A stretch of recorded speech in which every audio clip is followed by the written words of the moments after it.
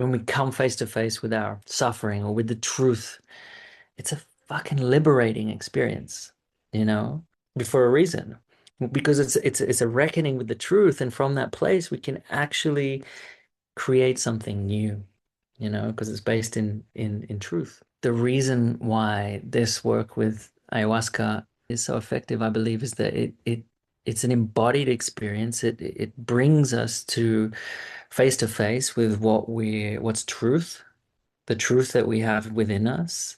Or sometimes, really humbly, it shows us how we've kind of created our life, and it shows us in high definition that we are responsible for that, and that, it can give us a roadmap for like where to go from there. The reason that people say that one ayahuasca ceremony is like 10 years of therapy is because in one night, rather than skirting around or rehashing the same old stories and walking down those same old pathways again and again and again, ayahuasca kind of brings us straight to the core. And the beautiful thing with ayahuasca is that it reminds us of that truth that we have agency, and we are the creators of our own universe, because it's creation energy itself. It really helps us to connect with something so vast and so creative, and that can be really inspiring. It can help us to remember that I have it all within me, and I am the one that's choosing every facet of my life, and like I can create the way I want. And I can stop creating in these ways that I don't want anymore. Hello, beautiful people. Welcome back to our podcast, Ayahuasca Avatars. Today I'm here with Niels, and he's going to talk about his center, Anamkara, and his journey with the medicine, the Mother Ayahuasca, and his vision coming to life in Costa Rica. And I'm excited to dive into this conversation. So, welcome, Niels. How are you today? Thank you, Nina. I'm great. I'm great. Thank you. Yeah, good to be here. Thank you for having me, and yeah, excited to have a nice, heartfelt conversation with you and get to know you too. Thank you. Where are you from originally? I'm hearing some accent of Yeah, particular origin. my accent's pretty confused, but originally I'm Australian. That's what I thought. But I'm a little bit of a mix. My mother's Swedish, my dad's Australian. I grew up in both places a little bit, but I lived in Peru for a decade, and I've been in Latin America for a bit over a decade. So all the Spanish gets in there and confuses the accent too. Yes, yes. But the Niels definitely coming from the Swedish side, I assume, right? That's right, yeah. I remember when I was a child, we had this cartoon, the Niels Holgersson, the duck, who was living in. Yeah, Uh-huh. that was it, which just reminded me of.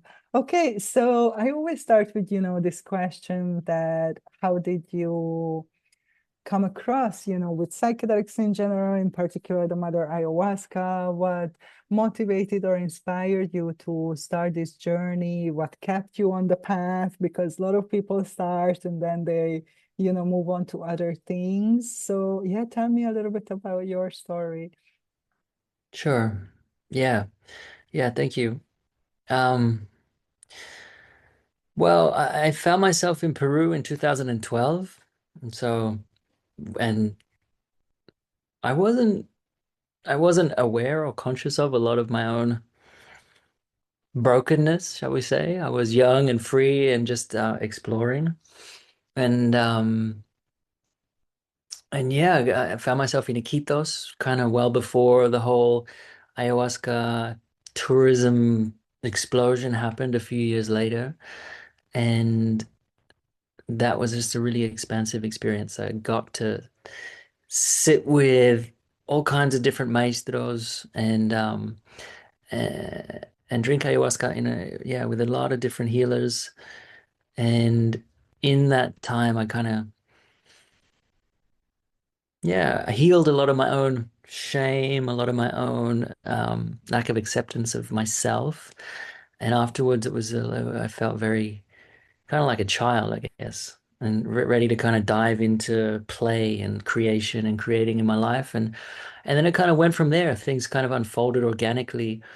And actually, I together with a partner, 11 years ago, open or created a retreat in Peru.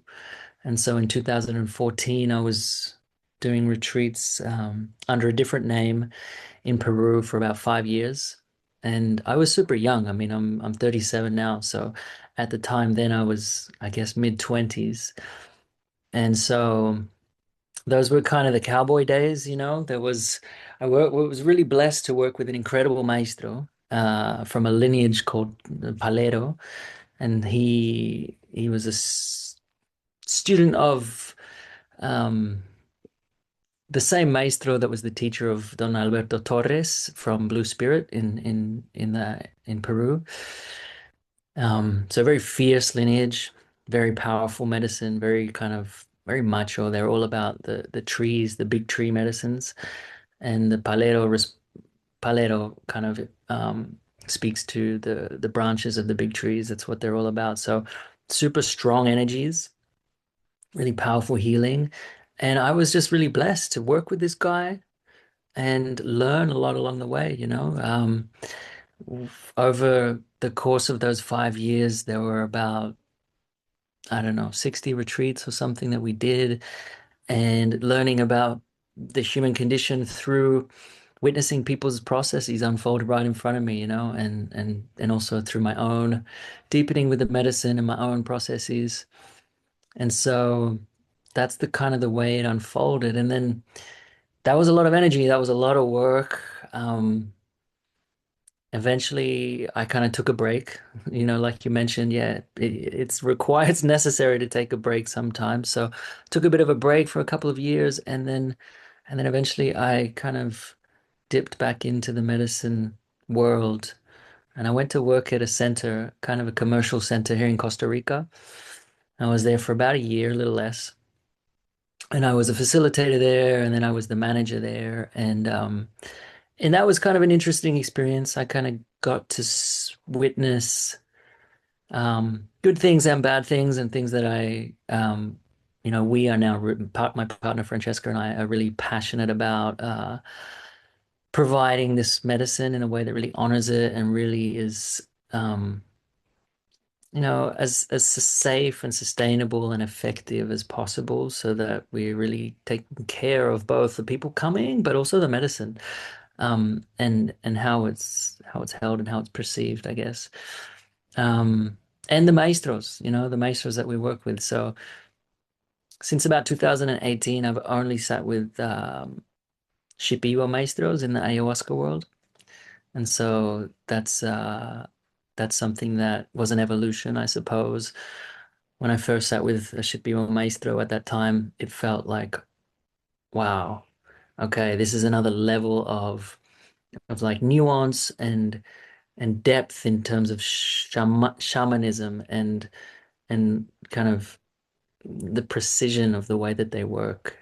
It's not overly forceful necessarily all the time. Sometimes it can be very balanced and measured the way that they work in the energy realms and when the way that they heal people. And so that's what we work with now.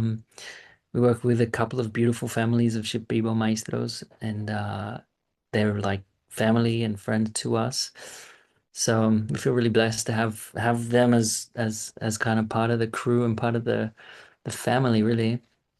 And what we do is support what they do, like we support the healing work that they do with all the tools and all the different things that we picked up along the way that we've found are helpful for ourselves. Thank you. Thank you for sharing. I'm curious to know, from the beginning, because we always talk about this with ayahuasca, the calling, the medicine is calling you. Like Yeah. how was that experience with you? And if you can say a little bit about your journey on the level of, I think people wanting to know what is like tangible benefits that I can get out of this, for my life. If I do this, why would I do this? Like, how is this different than other forms of healing or therapy or whatever, spirituality? So like what brought you, to this path? And as you started to walk it, if you can say a little bit of what changed and how in your life, so people can relate to, okay, this makes sense. Because I find often people think, oh, this is some spiritual woo-woo and it's nothing to do with me, but it's a lot to do about how you live your everyday life, right? Totally. Yeah. I mean, just for context, right? Like I came from Australia. I left Australia with this intention of sort of um, learning more about the world, learning Spanish, learning through experiencing different cultures. Um, and I left Australia also with a lot of, I guess, kind of like a lot of resentment. Australia is a beautiful country that I love, and I love my Australian identity. And also, the reality is that white Australia is very atheist and doesn't really have a lot of spiritual connection generally. And maybe that's changing more these days. But that, contrasted with the indigenous people in Australia whose their whole way of being is extremely spiritual. And there's this massive disconnect there and in that disconnect, there's a lot of misunderstanding and a lot of pain. And so I left Australia very aware of that. I grew up in places where there were a lot of social issues and a lot of conflict between, you know, Indigenous Australians and white Australians. And so there was always this feeling that I had that there was something more, that there was, and there was also this feeling of maybe, yeah, like a feeling that there's something special in indigenous cultures in the way that they relate to the earth and the way that they relate to spirit. And and so when I came to Latin America to travel, I didn't really have this calling per se or this desire to heal. But when I came across these medicines, or when I first heard about them, yeah, I remember just it was a big wave of like, wow, what is that? There was a visceral feeling in my body of, oh my God, that's very interesting. And then eventually I found myself in Iquitos, like I said, and yeah, it was like for many people a really powerful kind of paradigm shifting experience where um I got to have this experience firsthand of having a conversation with spirit, feeling the intelligence of nature and receiving really profound healing that was so simple and elegant, you know?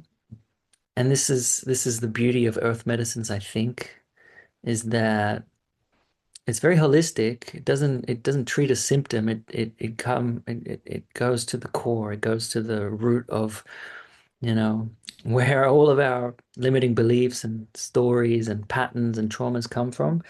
And it runs straight to the core and provides us what we need in that place. And oftentimes what we need is really, really simple, you know. For me back then, there was a lot of healing of shame, like I said. And it was really just so simple through feeling so held and so accepted and so loved by the medicine that those parts of me were, for a time, it just felt complete there. Like I didn't battle with that anymore. And of course, life goes on. There's more layers always. There's more chapters. There's more relationships. There's more, opportunities where spirit is bringing, or, creator life is bringing us opportunities to see more of ourselves and to deepen. So that journey keeps going, right? But that's how it began. And then later, as I was working with um with retreats, but still doing my own work and still deepening more and more, I think that yeah, there was a few things. I lived in the Sacred Valley in Cusco in Peru for for several years.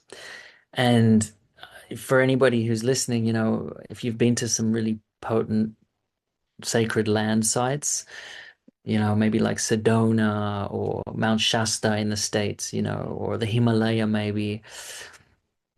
Peru, oh sorry, Cusco is one of those places. The mountains, the apples are potent, and there's just something about it, the way that um, it almost feels like life is very much being informed by the energy of those wise beings of the land, the mountains, and the indigenous culture there really um,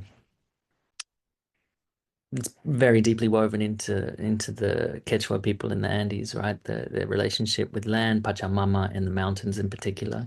And so the indigenous healers there, they work with mountain energy, and that was a beautiful complement to working with ayahuasca. Ayahuasca coming from the Amazon, uh, in this case, the Shipibo healers that we work with, they're obviously surrounded by plants. They've they're from where a lot of the medicines in modern Western medicine are actually derived from originally, through from all of these beautiful plants. And in the mountains, it's all about mountains. It's all about land and mountains. And um, so that living in Peru and just being so immersed in these cultures that are very shamanic, but also very syncretic. There's all this beautiful mixing of Christianity that came, but there's this kind of like the indigenous wisdoms aren't really forgotten either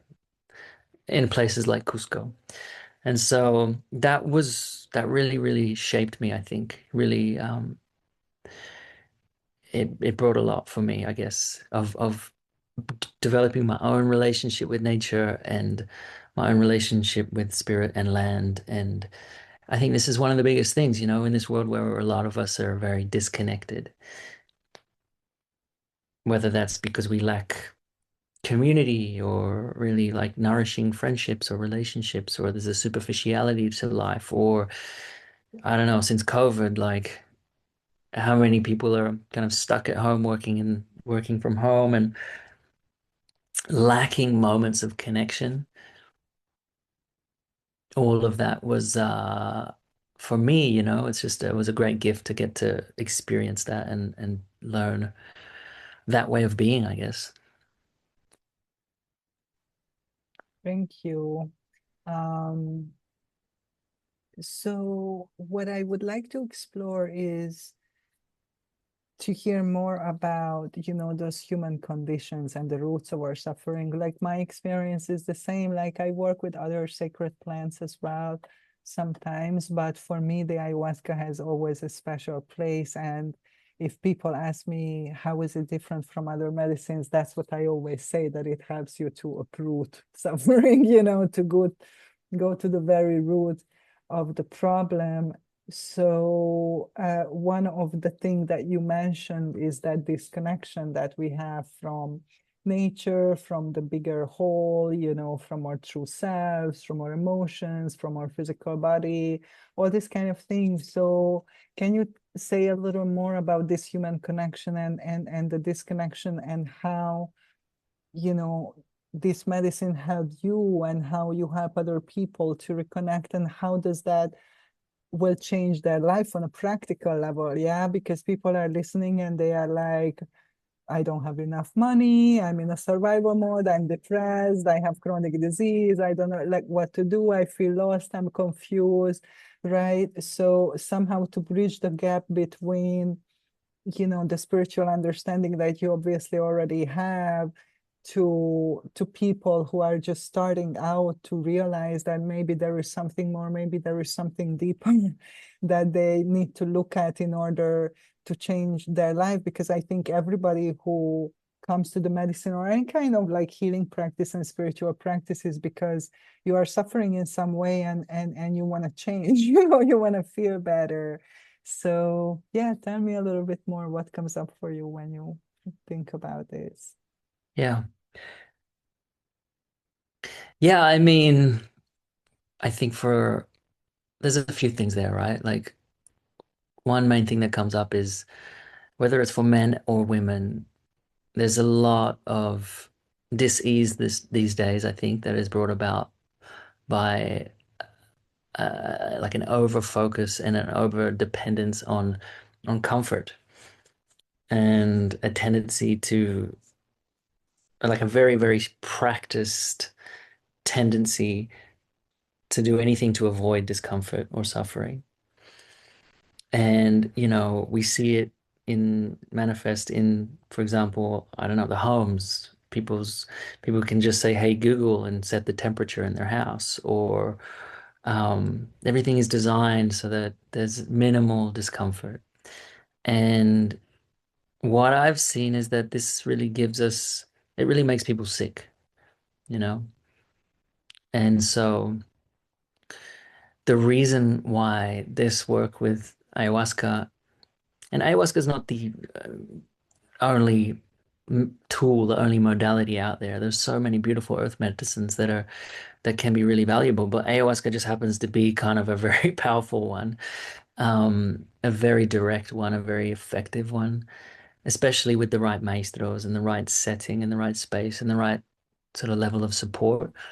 But the reason why it is so effective, I believe, is that it's an embodied experience. It brings us to face with what's truth, the truth that we have within us, whether that's, I don't know, a sea of resentment, you know, or a big, pile of grief, or um, depression, or sadness, or a feeling of not enough. Or sometimes, really humbly, it shows us all of the areas that we've kind of created, how we've kind of created our life. And it shows us in a high definition that we are responsible for that. And that, it can give us a roadmap for like where to go from there. And so that's a big part of it. It's in a sense a type of rite of passage, or initiation. And it's something that I believe we really lack these days is initiation and rite of passage. We need those sorts of practices to kind of break through the ego and arrive to something more expanded. But that journey requires moving through the challenging parts, coming face to face with our suffering. And so there's definitely, the reason that people say that one ayahuasca ceremony is like 10 years of therapy is because in one night, rather than skirting around or rehashing the same old stories and walking down those same old pathways again and again and again, ayahuasca kind of brings us straight to the core of what it is that we need to feel in the moment in a very embodied way. We feel it in our in our viscera, we feel it in our hearts, we feel it in wherever it's being held in order to process it, in order to release it. There's often, this purging process is a massive part of working with ayahuasca is we're super physical, you know. We're vomiting, we're shedding tears, we're going to the bathroom, we're like shaking out a lot of energy that's held in the body. And for some that might seem abstract, but for a lot of people, I think they probably like have an understanding of that, right? Like, oh yeah, I feel it's held in my gut. Or for, on a recent retreat, we had a guy, a beautiful guy who described the way he experienced his trauma and was this titanium ball around his heart. I think a lot of us can relate to, the way that we hold things in our heart is very visceral, it's very felt. And so ayahuasca helps us to kind of break these things up and release these things and create some space in our body. And from there, we get an opportunity to kind of have a clean slate for a minute, and be able to kind of see and observe and make choices about our lives from a place of more equanimity because we're not sitting on a big pile of pain because we're like removed some of that energy and released some of that energy and we can see a little clearer. Um, so in that sense, it's a very there's a lot going on in an ayahuasca ceremony, but also if we sort of whittle it down to the simplest explanation, there's a big cleaning of your body that's happening, your physical body, your emotional body, your spiritual body. It's all being deep cleaned, you know? Totally. I can testify to that. I think it's, a lot what you said that um, we are not aware what causes the suffering. We are just seeing the suffering in our lives. We are not aware.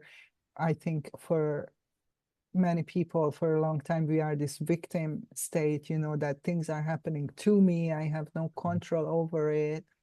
Yeah, one thing that the medicine did for me is to show me exactly how I'm creating all of my suffering. Obviously unconsciously I wasn't aware. So by through expanding my awareness through showing me, like I started to recognize, those dysfunctional patterns and behaviors that I was perpetuating without knowing. And then, as you said, right, it helps us to release, to heal, to find resolution, to come back to harmony.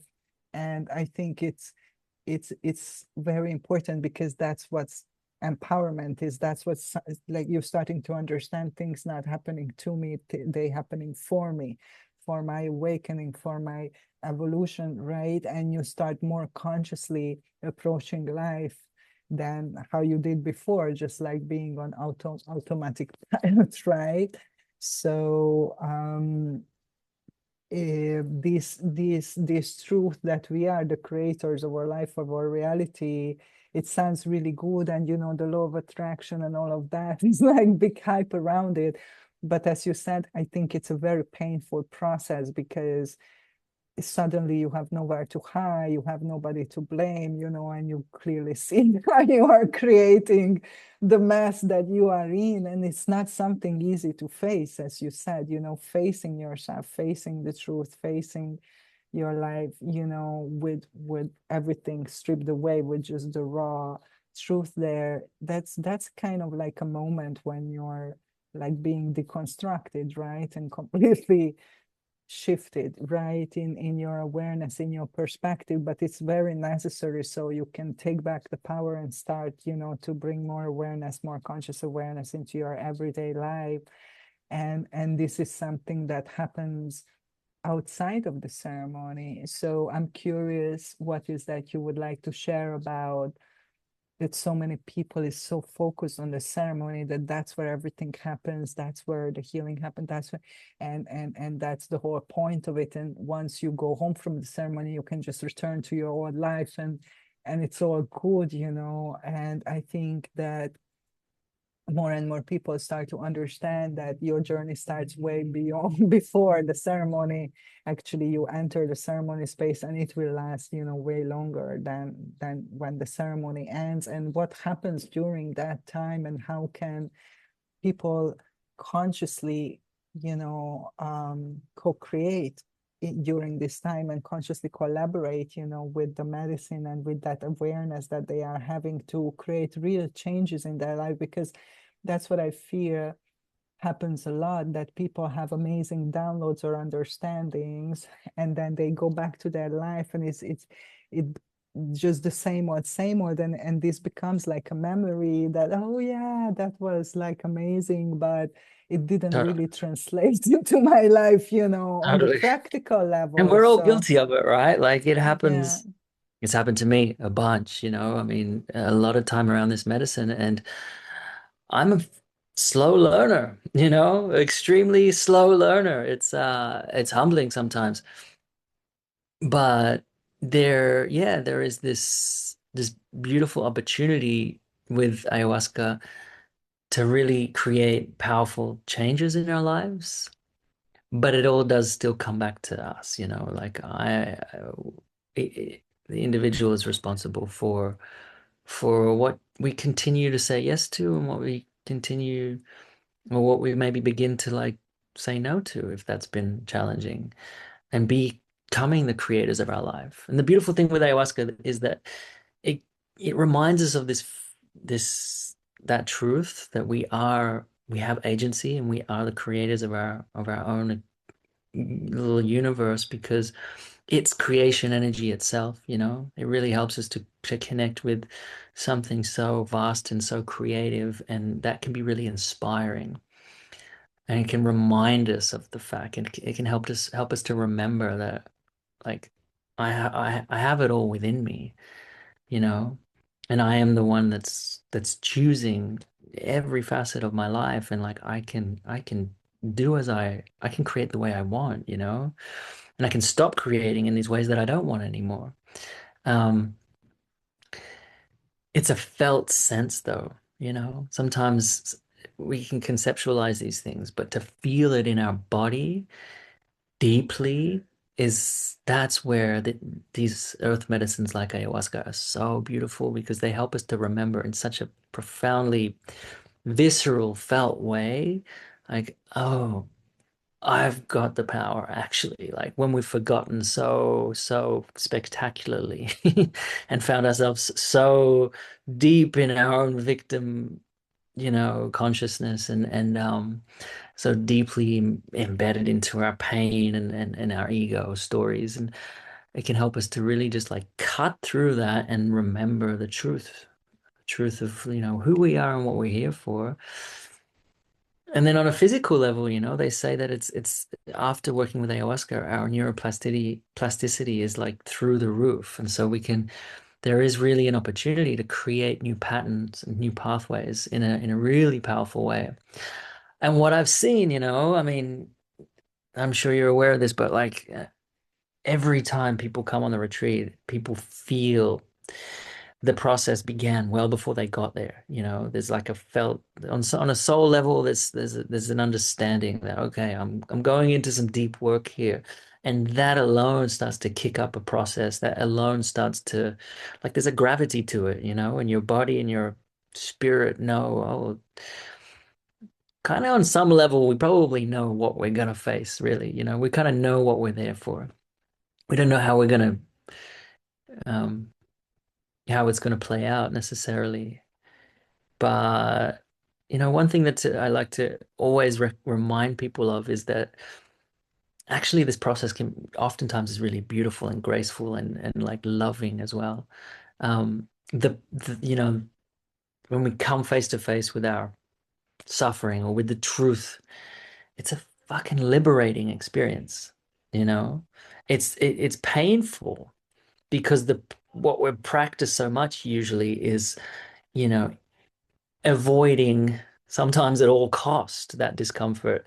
But when we actually meet it in a ceremony, we recognize pretty quickly, we remember pretty quickly that Jesus, that wasn't half as bad as what I thought it was. It wasn't a fraction as actually it's a hugely positive experience, you know, from that place of truth, suddenly we can actually like we alive in vitality in our bodies because we're not operating from a lie. We're operating from truth. It's like rock bottom, you know. I mean, that's an extreme example.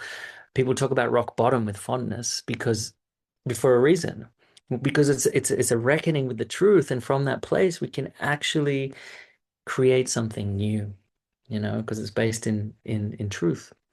And so we find aliveness in that in those moments where we come home to the depth of the truth of our hearts and our bodies. And um yeah, so that's me running on a tangent again, I guess. But I love this medicine, obviously. The way you know, it's a blessing to share it with people, and it's a blessing to share it, especially in this context of the Shipibo Maesters that we work with. Um, they really teach people a lot in the ceremonies. Yeah, that's something I wanted to ask you about. Well, for my first date, I was with the Shipibos, and I kind of stayed true to that lineage, even though I explored Daimi and some other traditions as well. But yeah, for me, it's like going to the root is Shipibo. That's like, I don't know, I have some special, not saying that other traditions are not good or anything like that, but definitely I feel some resonance with it. And I remember, my very first dieta, I was there's gonna be no light, not even a candle, nothing. We're gonna sit in the pitch black. At that time, I was afraid of the dark just by itself, not even talking about medicine. I was Uh, just uncomfortable to be in darkness. And you can imagine being in the jungle in many hours from Iquitos out, when there is no electricity or nothing. It was extremely pitch black. But something I wanted to talk about is that I remember at the very beginning, I had this idea that the medicine is healing, is a healer, that nothing bad can happen to me if I, take this medicine because the medicine is protecting me or whatever.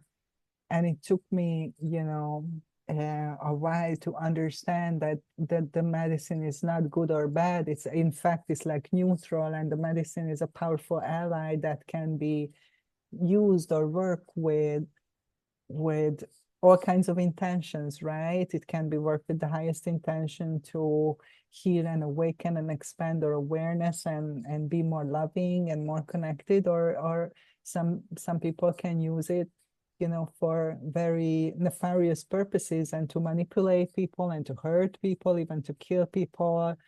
um, so I feel it's really important to mention this because I had that naivete that a lot of people have from the West, that just because you go to an indigenous person, just because to go to an old tradition, nothing can go wrong there because this is all sacred, this is all good, this is all healing. And that's not the case. So, can you tell me a little bit about that, or what was your experience, or how do you discern, mm, even when you started drinking, and the people who you drink medicine with, who you learned from? Why is that extremely important to discern, to connect with people with the highest level of integrity, ethics, love, unconditional love, the intention to serve the highest good, all these kind of things, because people don't understand that it's not just the medicine that heals, but everything that comes with it, the prayers that go into the medicine, how the medicine was harvested, who harvested it, who cooked that medicine, who serves that medicine, who creates the space, when it is served. And for a Western mind, this is, at the beginning, it doesn't make a lot of sense because it's not so tangible. Like, okay, the medicine is in a cup, you can drink it, but mhm. it's extremely important, and a lot of people get hurt because they don't know about these things, or they don't know how to discern, and then it gives a really bad reputation to the medicine, or the medicine work, or traditions, or sacred plants in general, that these are some harmful things. But I really believe that it's not the plant or the medicine that is harmful, but the environmental factors that are related to it. So I would love to know what you think about this, and what would you say to people who are at the very beginning and have no idea about this, and maybe they are looking for a place or searching for Totally. a place. Yeah. Obviously, if you are listening and searching for a place, it's not a coincidence that Niels is here and he has a place, just mentioning that. No, but I mean, there's a lot to talk about there. And I think I'll begin with just, if you are looking for a place to heal with ayahuasca, if you're feeling that calling, um, it is super important to definitely take your time and and really listen to your intuition because yeah, there are spaces that are not as safe as others for sure. Um, we were on another podcast recently talking about this quite a lot, and um, my partner's analogy, which is really, really simple and true, is like if you were one of the most obvious things or ways that this medicine is kind of being abused, I think, is in commercial centers where there are huge numbers of people going. Um,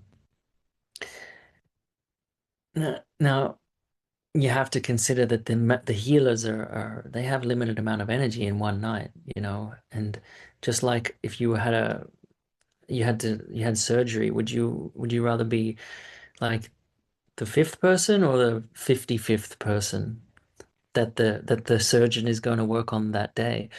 And it's the same, like our retreat and hopefully, other Integra spaces are providing smaller groups where there's enough support. And I've been in containers myself, with medicine and without medicine, where, uh, if you fall through the cracks because there isn't enough support, there isn't enough touch throughout, that can be a really scary, a really damaging experience.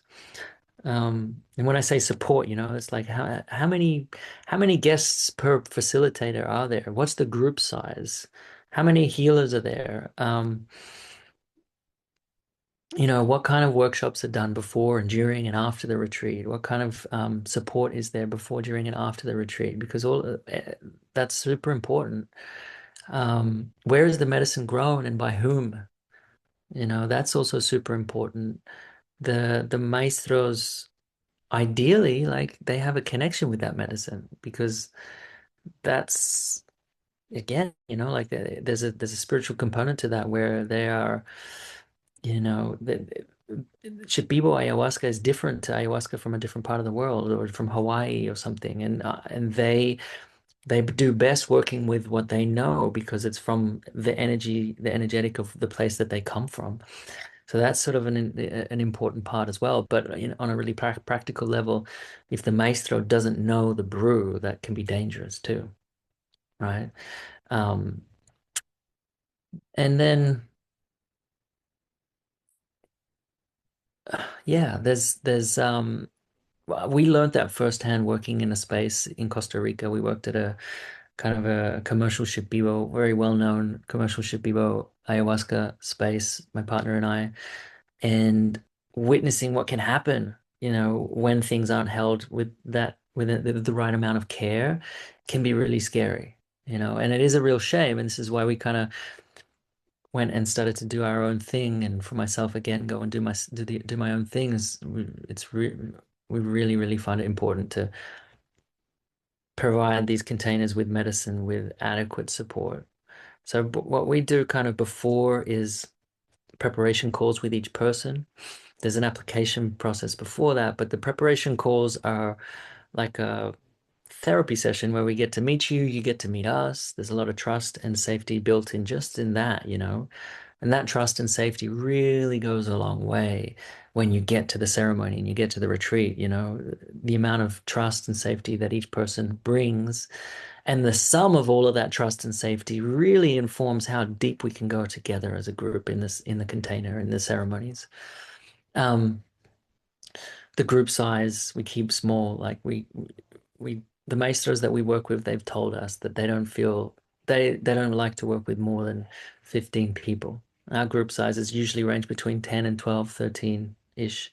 We max out at 15, 16 because that's what they tell us, right? That's what they tell us. And that's important too, is that there's like a healthy communication between the maestros who are doing the work in the ceremonies and whoever's kind of um, providing the container. Um, but yeah, What there's so about much. after people leaving your retreat? Do you have some kind of follow-up with them, or do you offer support for them after they go home? Totally, yeah. After they go home, we offer sharing circles after they've left to kind of reconnect the group. And then for anybody who needs it, we're there for one-on-one support as well. Mm. And I'll be honest, because of the experience that we have, the groups, the healing that takes place in the retreats are oftentimes really beautiful and really almost quite kind of complete. When people leave, people often leave with a lot of energy to go back home and kind of tackle their lives with this new energy.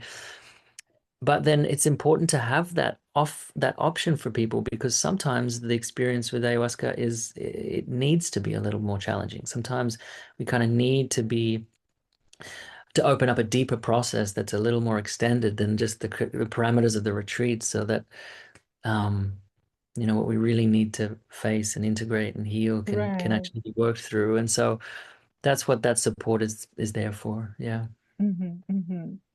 So, and another thing, that I would like to know your take on is, the money part of it, because it's not just the commercial, that these centers have huge amounts of people. And I mean, people who listen to this podcast probably are aware of the fall of Soul Quest. That was one of the biggest church in the United States, and for years there was a lot of controversy around it. And then finally, it just fell apart and went down. And the owner, um, oh my gosh, I can't remember his name, but I was talking to him once about this, and he couldn't even speak a lot about this because I wanted to have him on the podcast because he's in legal processes right now, being sued by many. So like, I think, that there is that saying that follow the money just in general, not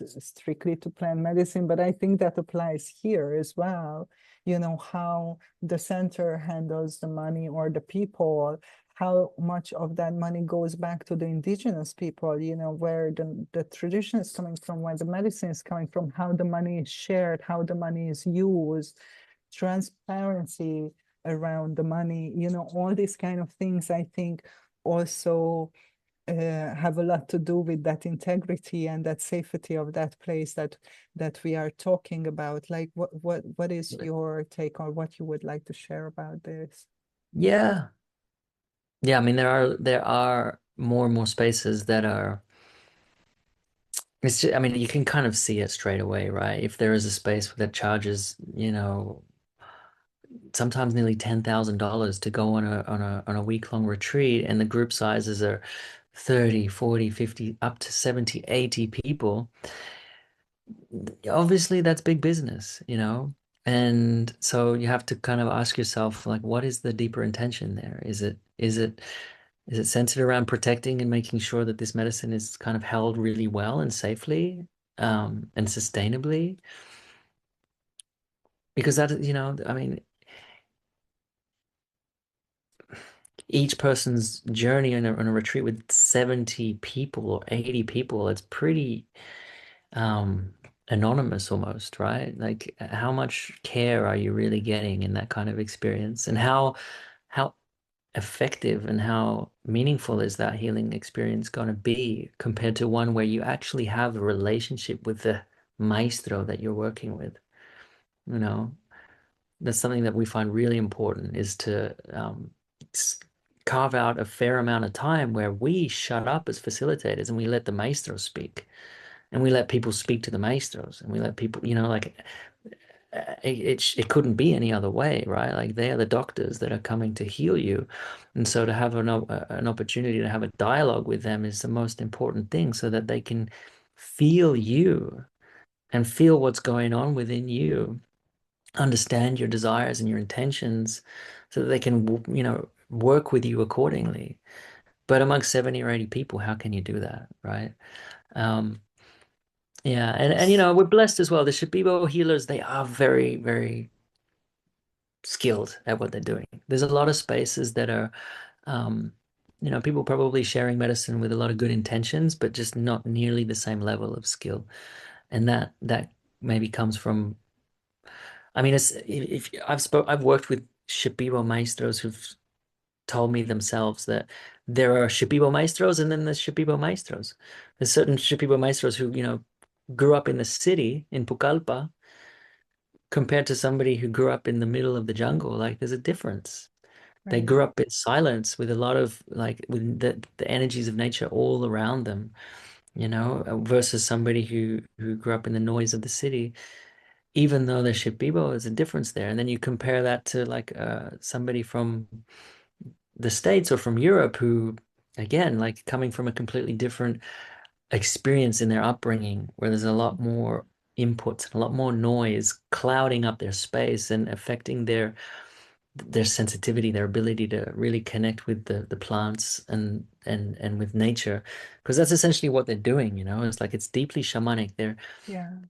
They go through a process of dieting to to cultivate a connection with plant spirits and master plants, specific special master plants that are each have their own characteristics, each have their own you know, where they are most effectively used for healing, um, what they do in the healing process, and they'll connect with these plants in the dieting process, and it's a beautiful process. Actually, for me, Mm, this is where it all stems from. You know, whether mm, that's you talk about the walkabout in Indigenous Australians, you know, that kind of initiation of going into silence, or you talk about Vision Quest with mm.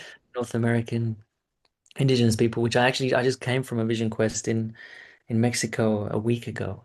Ah, Most profound experience, you know, such a beautiful thing. I've yeah. dieted with Shipibo maestros before with my maestro, and this is essentially like all indigenous cultures and all earth medicines, they come back to that, you know, being in silence, quietening down all of the inputs so that we can become more sensitive to and perceive spirit, whether it's from the land, from a mountain, from the Mm, plants. And ayahuasca totally. in this context with curanderismo from the Amazon is kind of like the amplifier. Ayahuasca cracks people open even more so that they can connect very profoundly and deeply with plant Mm, spirits. And these maestros sing these plant spirits through mm. in their icaros, in their medicine songs, and they sing Yeah. it to you based on what you need. And this is a really rare thing to come Yeah. across somebody who does that with that level of skill, you know? Yeah, and I think that makes it so different even from the Daimi where they have the books and the prayer songs and we sing Mhm. together and yeah, there is something definitely magical, you know, with the Icaros is like so tailored to that person, to that moment, to that, Totally. you know, like a living transmission, you know, very, very powerful. And, you know, I think that a lot of people who work with the ayahuasca and start to heal and evolve and awaken and empower themselves have this natural desire to help other people, right? To show other Um, people what's possible, how to go about it, all that kind of stuff. So how was your journey with the center? I have a master class on psychedelic integration. I always say people that 90% of the people after the ayahuasca dieta or ceremony, they are like, oh, I have to leave my life behind and open a center in Peru and run retreats and all that kind of stuff.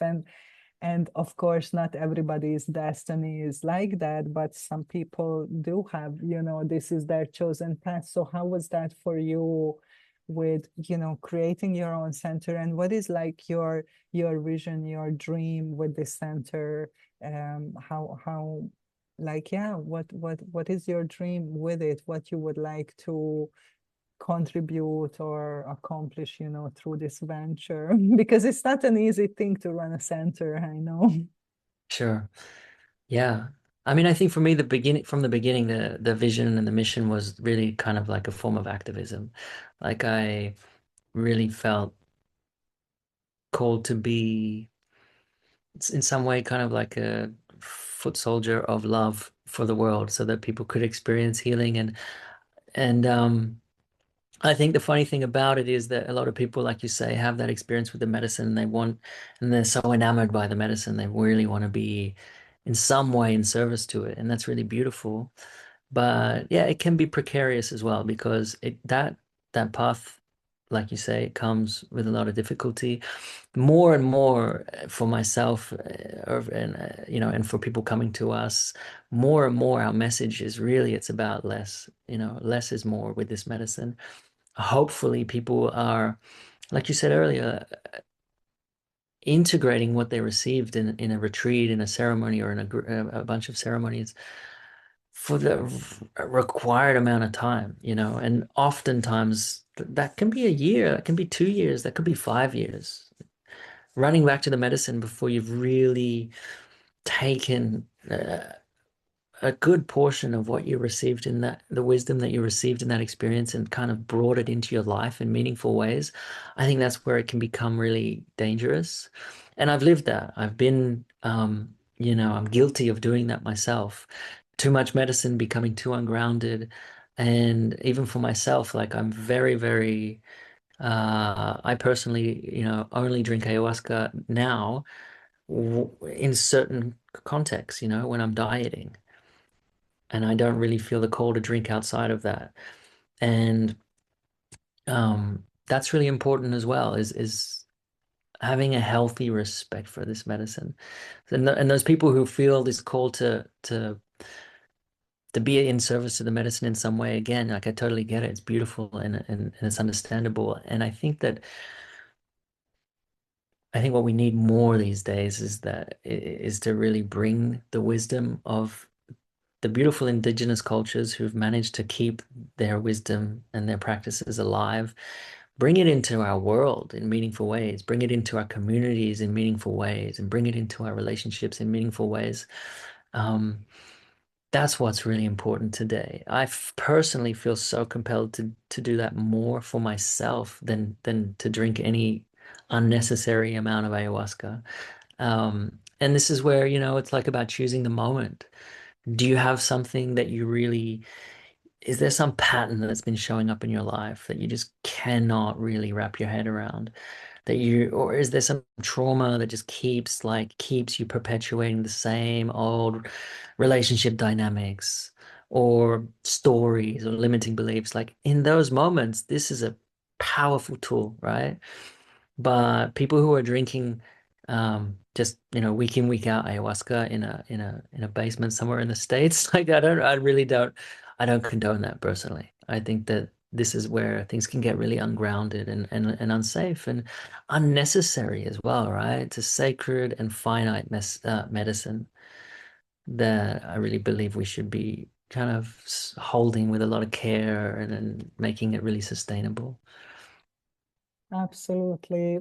Thank you so much for sharing. I deeply agree with you that it's really about the application of the wisdom that and how we can embody that in our lives and bring that into the world, into our lives. And that's, the whole point of it, like bridging the spiritual and the material and Totally. all aspects of these things. Thank you so much. There is so much more we can talk about. Maybe we'll do another episode, and dive into other things. But thank you for sharing. We're gonna share your beautiful website, the information of your center. If people listen to this podcast, if they feel the call, if they resonate with what you said, reach out to Niels, and that would be, I think, a good introduction for people into this path and into this world. But before we wrap it up, if you want to just say your website as well out loud and any other message that you want to share before we leave.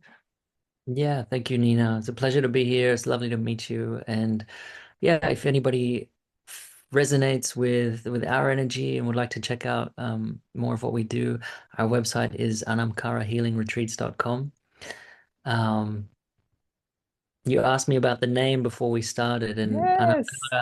Anamkara basically it's a beautiful book that I love. I also lived in Ireland for a little while, a while ago, 2013. I think I spent 6 months there, and um, I've always got an Irishman around me, I love the Irish, but Anamkara is a book by John O'Donoghue, a beautiful book about Celtic wisdom, about the kind of a lot of really poetic wisdom around the interconnectedness of all Mm, beings, including nature. So it translates to soul friend. mm, And I love it.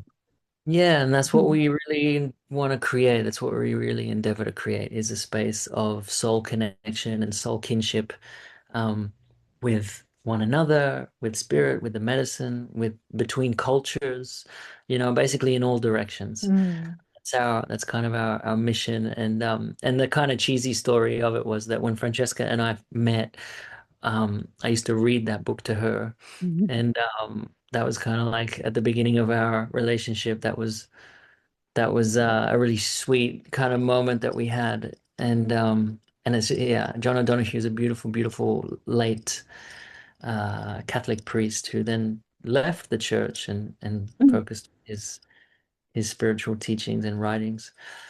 Um, Awesome.